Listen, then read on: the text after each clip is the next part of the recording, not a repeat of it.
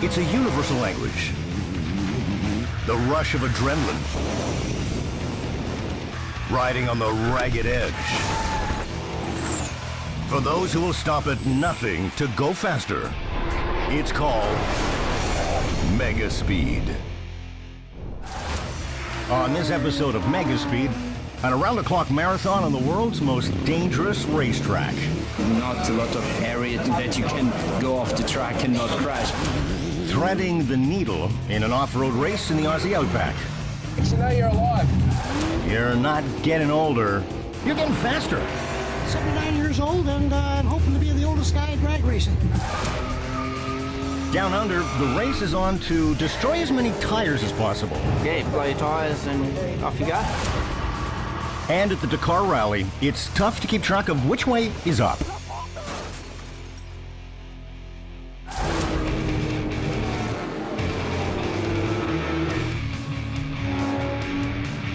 "25 kilometers, 170 turns, all at 180 kilometers an hour. Most would be exhausted.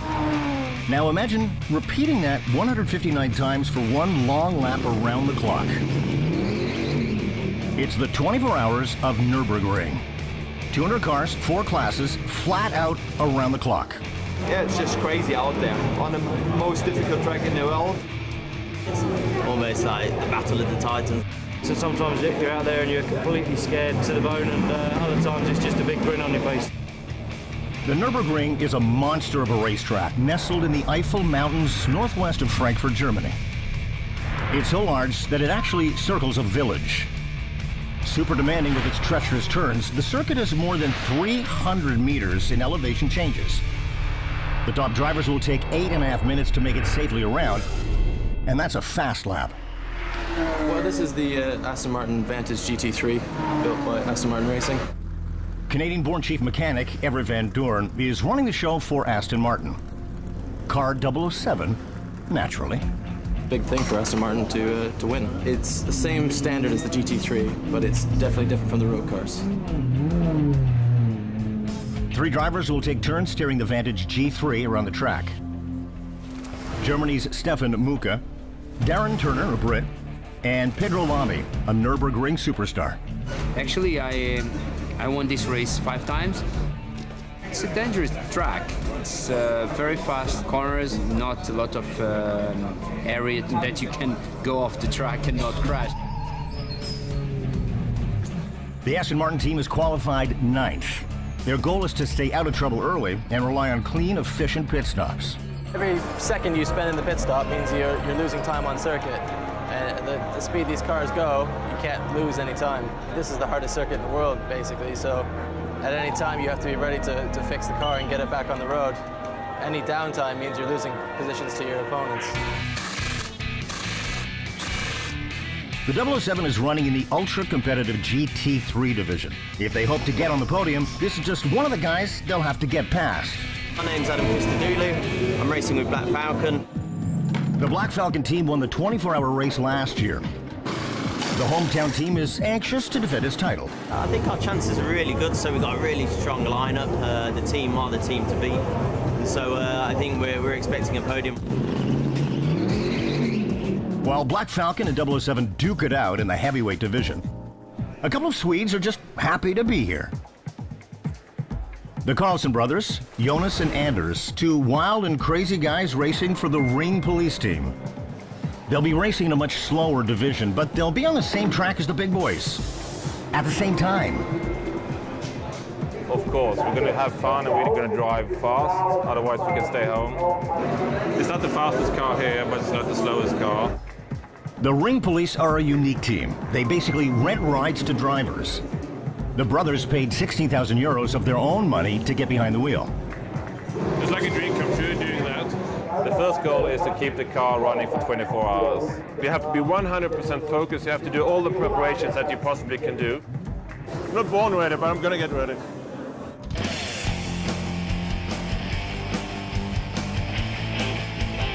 I'm ready. Formula One driver and 5-time winner of this race, Pedro Lamy, will be the first behind the wheel for Aston Martin. He's a little more antsy than he looks.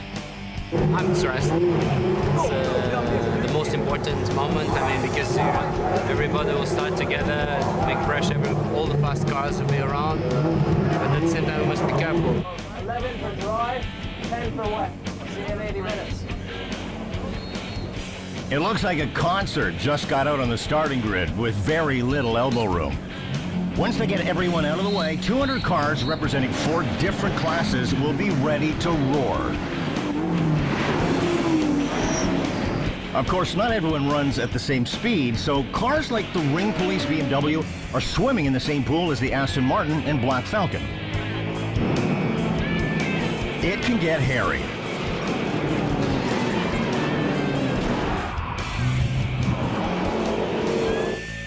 The 007 crew are on their marks for the first of what they hope will be 23 clean pit stops. Copy Pedro, box this lap, tires and fuel only. Okay, the car's coming in. We've got to refuel it first and change 4 tyres. We'll have 3 minutes to do that. So plenty of time, no panic. So it's a pretty standard pit stop. The last thing they want is any drama. It's not pumping. Way over. There's a problem getting fuel in the car, and it's costing them valuable time. Killing us. If they can't fuel up fast enough, then even James Bond himself won't be able to help this 007.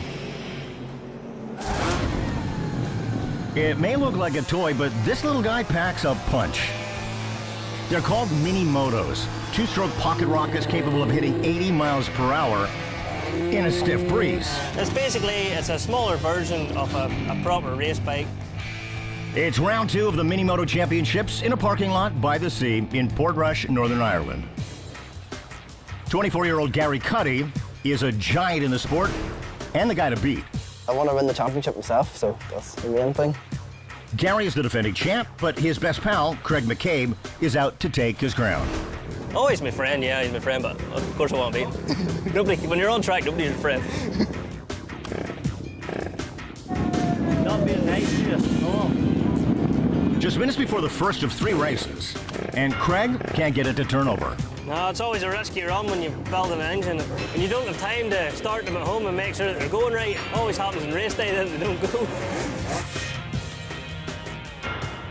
Yep, with 10 minutes to rebuild it.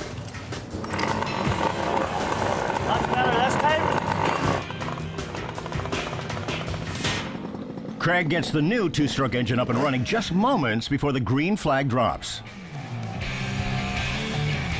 The main difference between a mini moto and a full-size bike is the mini moto has no gears. That's the only difference. Everything else works exactly the same. Bike turns the same. Engines work. The 2-stroke engines work exactly the same. Just there's no gears. That's it. And the 2-strokes don't exactly purr.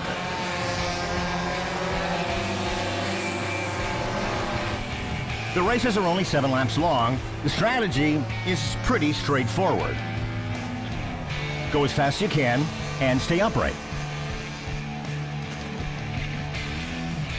Yeah, you're close to the ground, but it still has to hurt.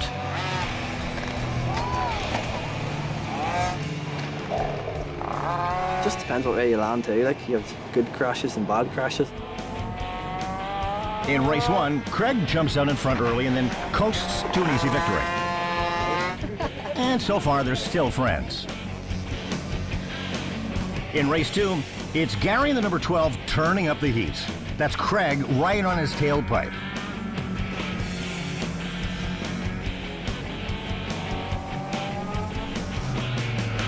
The track is getting slick and Craig loses grip.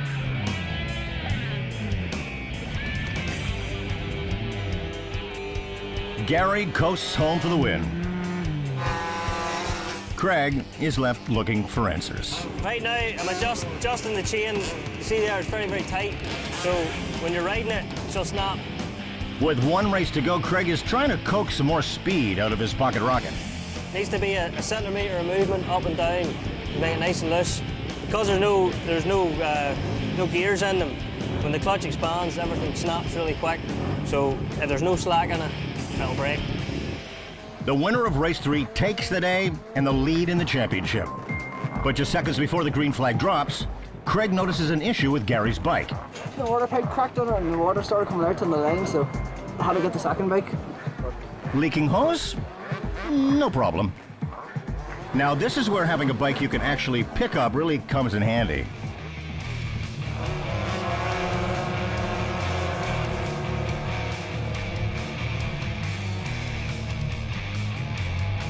Right off the bat, and Gary's out of it. The door is now open for Craig in the number 18. And then, disaster. Remember that chain he was adjusting? It just popped off. In the end, his pal Gary finished in 5th place, good enough to hang on to the lead in the points race. Now, these guys know they look ridiculous on top of these tiny bikes, but they don't care. They're too busy having fun.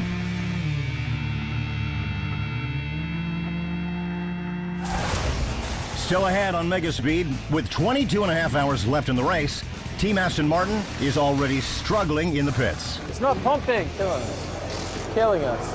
The fuel pump malfunctioned and we're 98 seconds over our time. And up next, a kidney-crushing, back-breaking race through the Aussie outback. We're out in the middle of nowhere, really.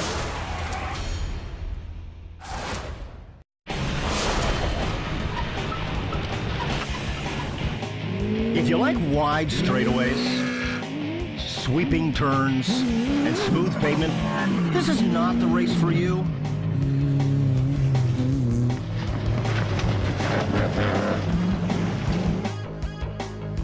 It's the Warialda 200 in New South Wales, Australia. 4 hours from Brisbane, 6 hours from Sydney. So we're out in the middle of nowhere, really. This race puts the out in outback. 200 kilometers of really bad road, and the odd creek thrown in. Ashley Mowbray is the driver to beat this year. My personal best here was a 3rd. His brother Graham is in what they call the silly seat. Well, you'd have to be silly to sit in the seat while your crazy brother drives. This is the 24th year for the Warialda race, and it's become a real family event. My father got us into this when we were still babies. Dad's built over 70 cars in this country. My dad and mum were driver and navigator, and they won it through the years, and we want to step up and win it for them, and yeah. Bryce Chapman is out to start his own family tradition. I've got my wife beside me, got married last weekend. This is our honeymoon, coming up here racing. That's her first time in the car, so I know the track reasonably well, so she won't have to do too much. She's just got to sit there and look good. I'm a little bit nervous, but yeah, but excited as well. But Bryce is a good driver, so I trust him, and yeah.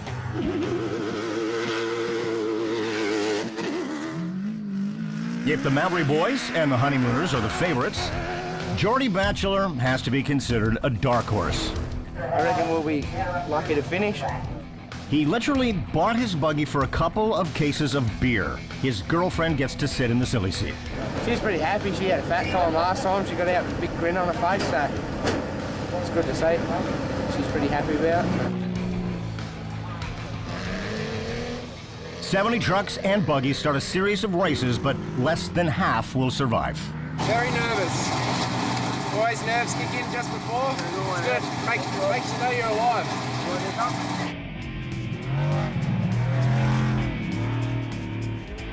The drivers race on 2 circuits. A short course that's only 5K, and a much larger, punishing 25-kilometer circuit that beats up man and machine. Here at Mount Monamith, the racing gods have dawned us with a beautiful racing day. The wind blowing the dust off your sandwiches, folks. The vehicle with the fastest time over 200 kilometers wins.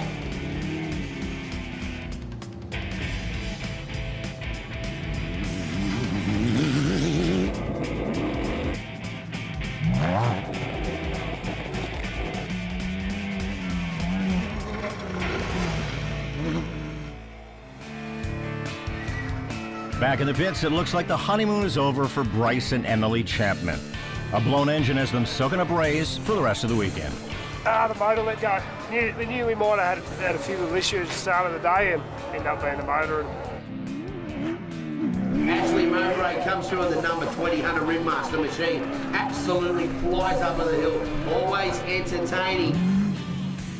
Nowberries are tearing up the course. Jordy, well, he's finding out you get what you pay for. We had a bit of trouble. We lost the spare tyres and they got wedged in the fan, and so we pulled up and took them off, and then we got a flat tyre, so we had to wait to get it from up the scrub. And Jordy got his buggy rolling again, and then really rolling again.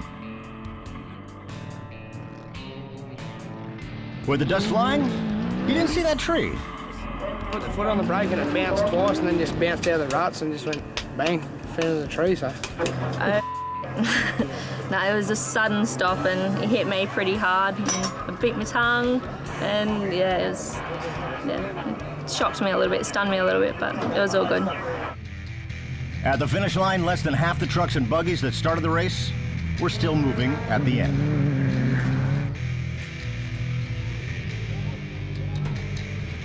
Well, that's amazing. We finished. In second place, car 20, Ashley Mowbray and Graham Mowbray. Once the dust settles, the Malby brothers claim their hardware. I'm going to be sore tomorrow, but As for Jordy, he's got big plans. I'm ready to go and have a couple of beers and relax for a couple of weeks, I reckon. Oh yeah, go fishing maybe.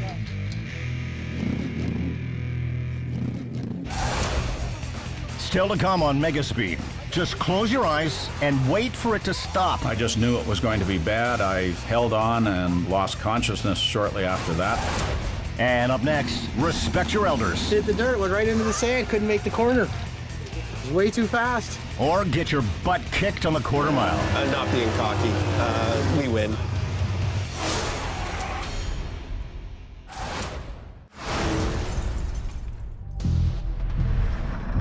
64-year-old Matt Campbell, his co-driver and navigator, have no clue what's ahead and the wild ride they're about to experience.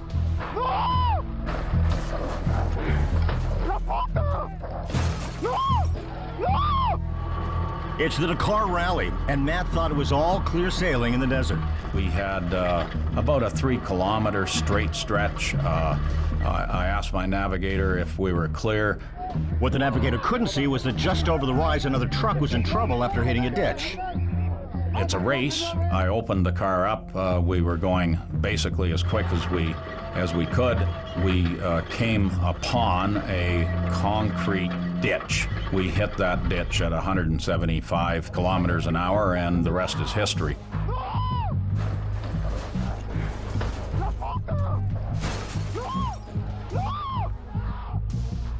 I just knew it was going to be bad. I held on and lost consciousness shortly after that, but I definitely remember hitting the first time, nose down. The force of the impact was such that it split my helmet. I actually have that as a souvenir. My co-driver pulled me out and I came to, other than badly bruised, no bones broken. All three men actually walked away from this crash with minor injuries. A concussion will keep Matt from racing for 12 months, but he's already thinking about the next Dakar. A lot of people might ask, would we do it again? I'm afraid the answer is yes. We're competitors, we're racers. Once a racer, always a racer.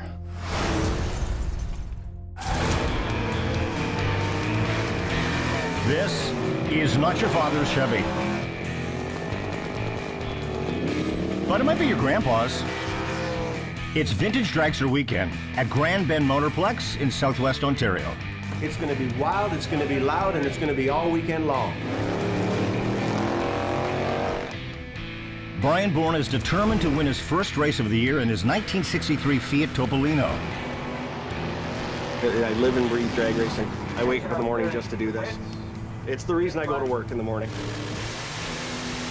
We're the contenders. Not being cocky, we win. We do well. This year is a B-altered Fiat Topolino drag car.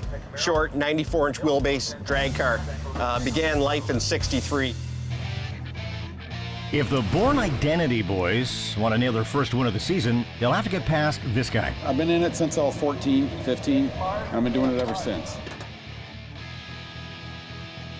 Eric Asselstein is behind the wheel of a 1949 Anglia. And it backs a punch. The engine I put in was a 392 Hemi. That was the main ones back then. This one pushes about 700 horse and about 600 foot-pounds of torque.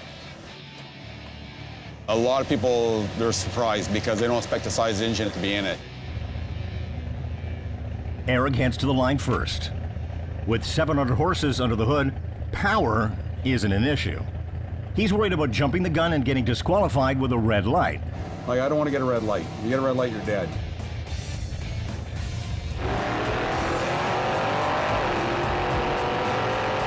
I like speed. It's a surge. When you get that top end surge, it's a nice feeling. Up next in the burnout box,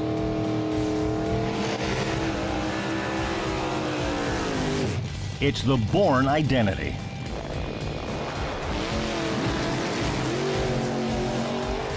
The Bournes look strong.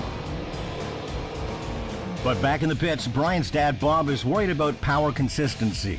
Well, we just made a pass and the car did what they call laid down after 1,000 feet. So we're suspecting this high-speed valve. The engine gets to a point where there's just too much fuel and it's deficient. If you're looking at a 45-degree angle of acceleration, it gets 2/3 of the way up, falls off. We need it to keep going on that same plane. To qualify as a vintage racer, your car has to be built in 1974 or earlier. This guy has shoes older than that. We're putting new spark plugs in. Blue one blew a plug, so she was popping out of the exhaust. I said you have to speak up because he hasn't got his hearing aids in. Ron Calder made his money in produce, but he lives to go fast. Car is a 1923 Ford Roadster pickup. It was built in the 60s. Powered by a 377 cubic inch Chev motor. Goes 126, 10.5 in a quarter mile. Is that fast? Well, it's fast enough for me.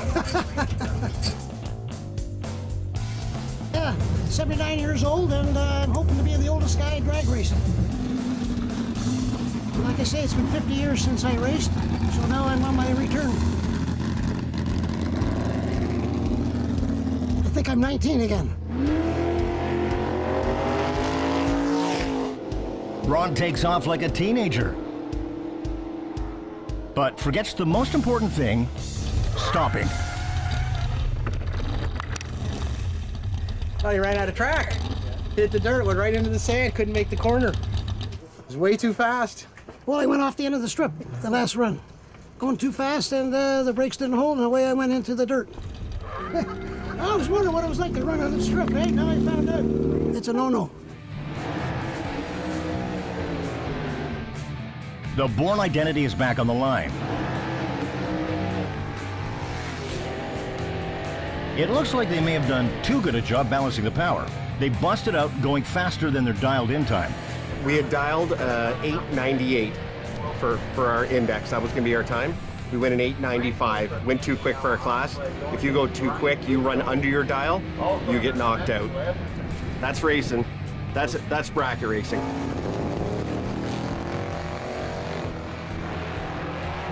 Eric was the victim of bad luck too. He was knocked out for jumping the gun by 6 1/1000ths of a second.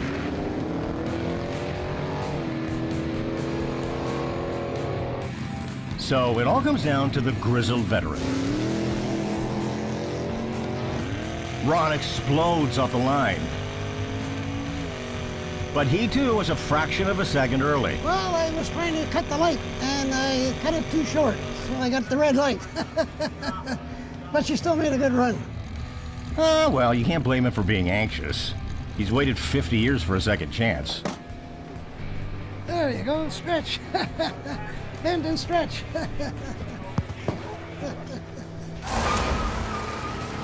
Still ahead, up in smoke in Perth, Australia. Something like that, that'd be fun, eh?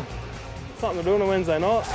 And up next on Mega Speed. The car in front of us is currently 4 minutes up the road. Avoiding the carnage at the 24 hours of Nurburgring, 007 is still in the hunt. It's close.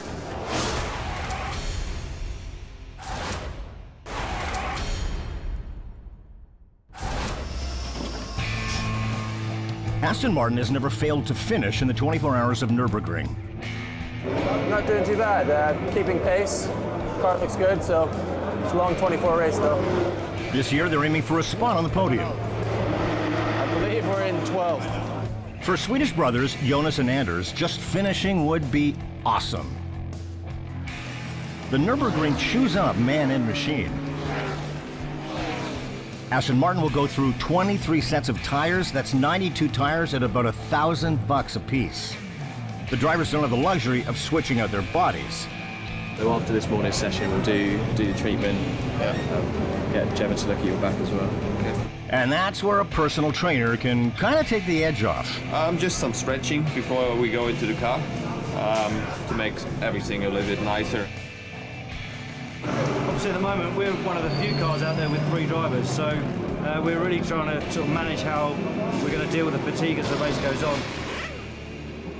Because Aston Martin has decided to use 3 and not 4 drivers, each man is expected to pull double shifts behind the wheel. That's almost 3 hours at a time. This race is very physical. The drivers can stay in the car for between 2 hours 40, maybe up to 3 hours in duration, which is a significant time to sustain a high physical intensity, but also to sustain a good level of mental focus and concentration as well. In the car, we manage their hydration.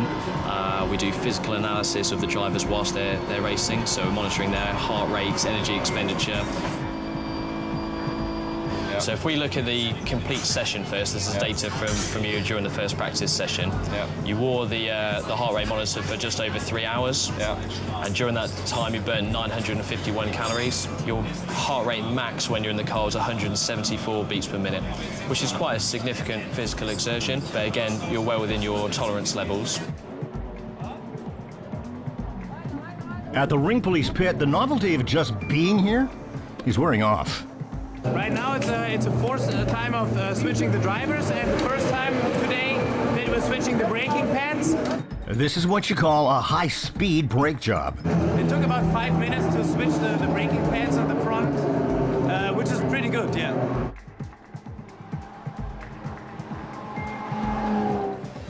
For the 007 crew, it's time to settle in for what promises to be a long night.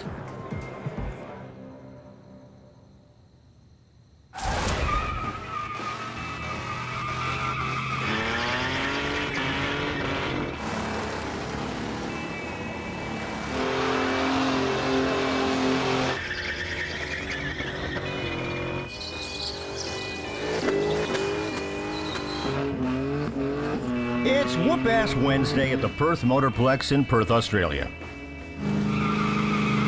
A place where perfectly good tires go to die. No plan, mate. Just go out there flat out. It's all about going nowhere really fast. It's just a buzz. It's just a buzz. They come from far and wide to spin their wheels at 125 miles an hour, choke back some smoke, and if they're lucky, leave a lot of rubber behind. For a bit of fun, mate. Come down here, keep it off the streets. Yeah. Mick Barton has one of the more powerful cars in the event. Just don't ask him what he's packing. Wouldn't have a clue how much horsepower, mate. Wouldn't have a clue. This is Tom Peters. He spent $100 on his car. He wants to get his money's worth. I think it's a VR Commodore. It's a 5-speed manual, V6 Buick. But other than that, it's pretty much stock as a rock. Just want to go out and have a bit of fun, eh? Something to do on a Wednesday night. And here's the guy everyone has their eye on. Noel Nev drove 372 miles to compete for the 250 big ones up for grabs. Yeah, you blow your tyres and off you go. That's right, $250. No, that's not all I came for. Yeah, but that's all that's on offer tonight. And some bragging rights, I suppose. It's the first V8 I bought. Had it near on 10 years. Steered car with a forklift style spinner knob. Pretty easy. Mick gets the smoke storm started. He must have had a good run because at the end, he's running on steel. That's all that's left, mate. Just the rim. Sweet. Now, it's Tom's turn to rip it up. Oh, you'll find out when it's finished. it's all judged on crowd reaction, so the cheers allowed us down here. And according to Tom, a lot of strategy goes into spinning your wheels. In a manual, you probably jump off the gas on the brake, go up a few gears. If you're good, you can keep it in one spot, changing, shifting, heel toe. But if it's auto, it's just lazy, right foot on the gas, left foot on the brake, up the gears. If you've got the power, you can grab some gears, but if not, oh well, leave it in first, mang it away.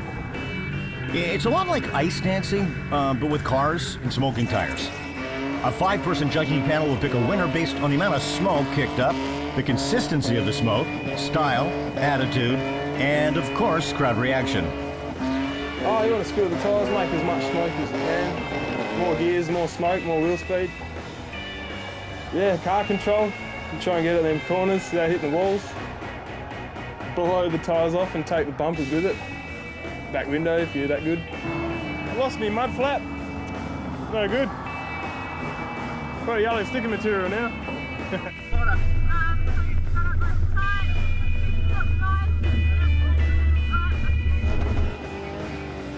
Finally, Noel gets his chance. He doesn't disappoint. Well, a lot of power in the motor, more than most standard cars, I suppose. And yeah, you get your wheels spinning as fast as you can, and back wheels going flat out, the fronts are just not. By the time the smoke clears, Noel has $250 in his jeans and bragging rights. Had a ball out there. Yeah, it's a bit of a new engine combo. It's heaps better. I'll be back for sure.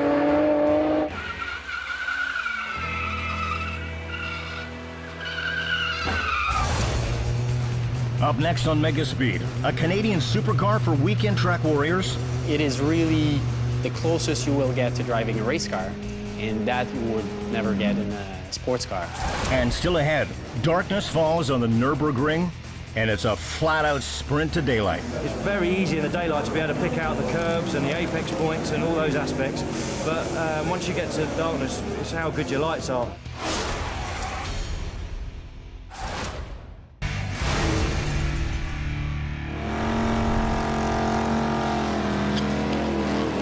Before this can happen, this has to happen. Yeah, this is rosin, and we apply it to the racetrack. 7:30 in the morning, and Sean Jenkinson is working on the first step in creating a sticky surface for the quarter mile. It helps keeps the consistency in the heat of the day. The fine dust provides a base for the glue that will come next. Keeps your rubber tight, where if you were using glue, too much glue will make the starting line inconsistent. In drag racing, consistency is number one. This is a long, drawn-out process. The job is about to get really sticky as Sean prepares a delicate mixture of liquid glue and methanol to coat the track and keep it consistent. In the heat of the day, you'll use less glue than you will methanol, because the glue will actually make the track gummy. Right now we're going to go out and we're going to glue the whole quarter mile. It allows the cars to have traction throughout the course of the day. Told you it was going to be a nice slow ride down. Glue helps your slick tired cars. It keeps them glued to the racetrack. It allows them to run the times that they do. If there wasn't any glue out here, they'd likely be smoking their tires all the way down the racetrack. They wouldn't have control of their vehicles.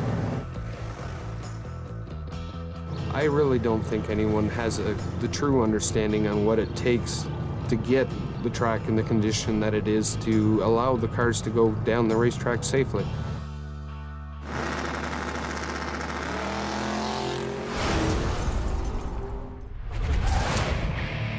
Gator Motorsports is about to add a new car to its lineup.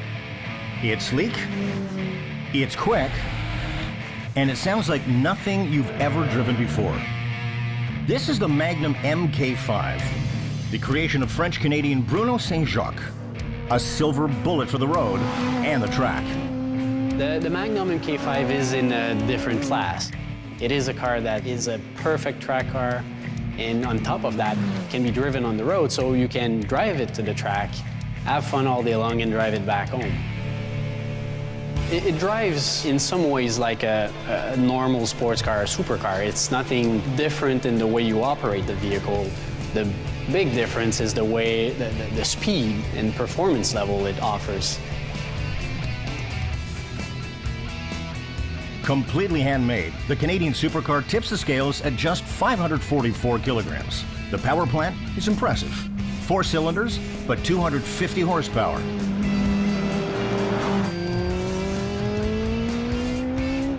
Talk about whiplash. It tops out at about 249 kilometers an hour, but it gets there fast. 0 to 100 in just 3.2 seconds. The car has been developed really like a race car with the mechanicals underneath the bodywork, suspension. It's a full inboard suspension with double wishbones and push rods, types of suspension like you would see on an Indy car or a Le Mans prototype. So the G's in the corners that you'll experience, the braking power, the acceleration, it is really the closest you will get to driving a race car, and that you would never get in a sports car. It does have the race car feeling into the cockpit. It's a very minimalistic cockpit with only the necessary things that you really need. So you don't have obviously a radio, air conditioning. That's weight that we don't need to go fast. The main concept of the MK5 is the track, open car cockpit kind of car. So the race car feeling that you wear a helmet for when driving at the track. However, we do offer as well a removable windshield option so that people can enjoy it on the road as well without having to wear a helmet. This is the only model of the MK5 that exists. Bruno is planning on only producing between 15 and 20 units at $160,000 a pop. For weekend warriors who love to take their car to the track, the experience is priceless.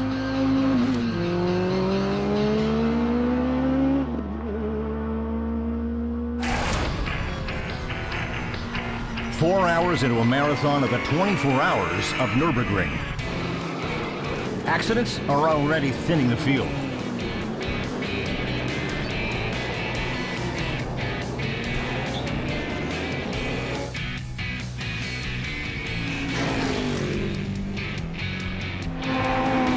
The Black Falcon Mercedes is running close to the top with Aston Martin's 007 GT3 in 12th place. Slower traffic is keeping everyone on their toes. It's a little bit wild out there at the moment. It's not like the 24 hours. Generally, everyone's a little bit more calm, but I don't know, everyone seems quite fierce and fighty at the moment, so just trying to get through without any contact. Down pit lane, Jonas just completed his first stint in the Ring Police BMW. One lap without an accident. One free lap.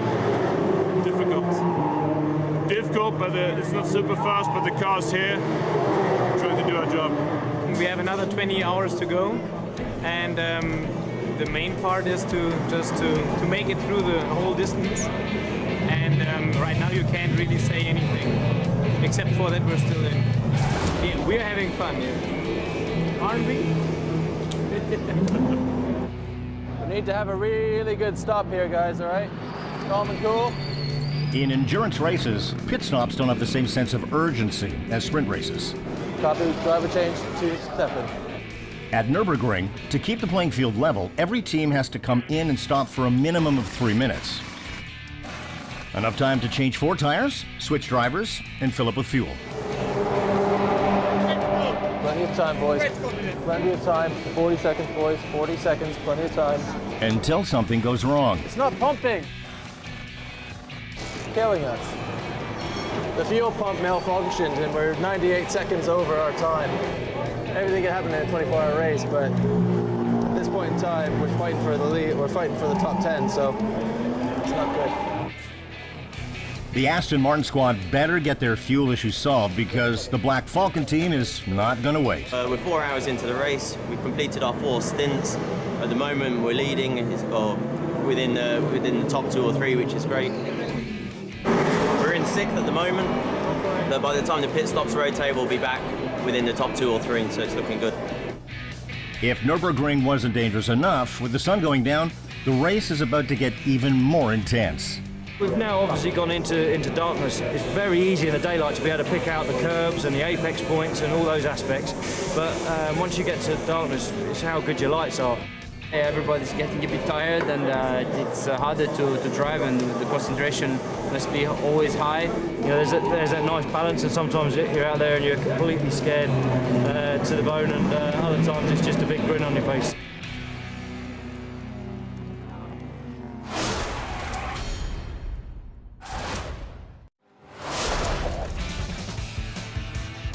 It's a new day at the Nurburgring. The sun is a welcome sight, and the Aston Martin 007 is still in the hunt. Down pit road, disappointment for their main competitor. An accident has knocked the Black Falcon out of the race after they locked bumpers in the dead of the night. We knew during the race there'd be 1 or 2 incidents. We didn't expect it to be us, unfortunately. Every team's been going at it hard for 22 hours. Now the sprint to the checkered flag is on. Surprisingly, the 2 leaders are only about 30 seconds apart. The time lost in the pits early with refueling issues has come back to haunt the Aston Martin. Now they just want to stay in the top 10. Currently in position 6 right now, about 22 hours in. The car in front of us is currently 4 minutes up the road. The car behind us is a full lap, so we're just kind of stuck in this position. Just need to bring the car home now. Down pit lane, the Ring Police boys are still in the race too. They're just gambling they have enough fuel to take them home. It's like this. If we manage to do our stop now, then they will have exactly the fuel until the end of the race. It's a close one. It might work, it might not work. Now, when it's warmer outside, the car uses more fuel. So, we'll see. Interesting. In the Aston Martin pit, all eyes are on the monitors. With just a couple of laps left, Pedro Lamy is hanging on to 5th place by a thread. 19 minutes, which, depending on when the leader crosses the finish line, 2 laps, 3 laps. It's close. BMW get held up by traffic.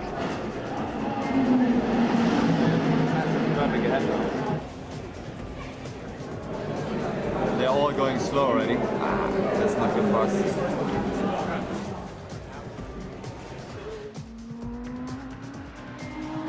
The number 4 Audi is in first place, but it only has a 2-minute lead. It's a captive audience in their garage. Copy, Pedro. Last lap, last lap. Keep pushing. Careful on the start-finish straight. After 24 hours and more than 4,000 kilometers, the checkered flag falls, and Audi crosses the line first. It's a new record. 159 laps with an average speed of 167 kilometers an hour.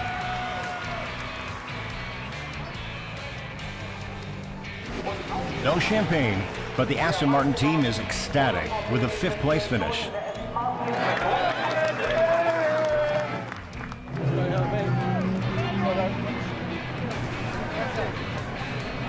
Just finished the N24 in 5th place. After having a very rocky start, we battled all night. But it's the thing about endurance racing, you know? You can't just quit when you're down, you gotta keep pushing. It's a long race, 24 hours. Gentlemen? Good job, thank you. Thank you for all your hard work. Appreciate it. Well done, mate. Good job, really good job. That was good. Good recovery. Boys, that came down to you, you know? Well, it's just... Meanwhile, down at the Ring Police garage, You want a beer? What place did you come in? 5th in our class of 16 cars, and totally 52nd. To conquer 24 hours of Nurburgring, there's nothing in the world like it. So. It's worth it. It's worth every second of it. 2 5th place finishes, but after surviving 24 hours, it tastes like sweet victory. Let's go.